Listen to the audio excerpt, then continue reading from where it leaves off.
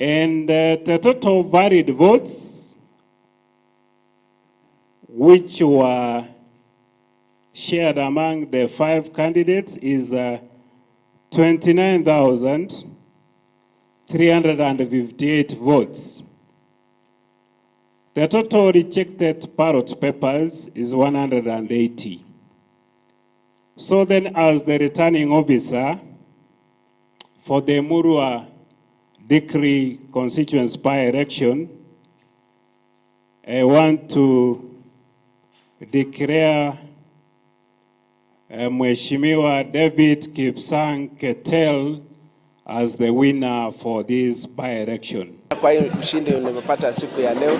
In fact, there's been a very long journey. I started contesting way back in 2013. I think this was my 4th time contesting, and I'm really thank God for giving me this chance today to lead the people of Emurua Dikirr. In fact, I know you have asked about what I'll do for the Emurua Dikirr. To be very sincere, Emurua Dikirr, as you have seen, I know you move around the constituency today. I'm going to inherit a very poor road network in Emurua Dikirr, which is a very big challenge. Also, the poverty index in Emurua Dikirr is also very high. So, in fact, I have a very big challenge in trying to improve the lives of women and the youth of Emurua Dikirr.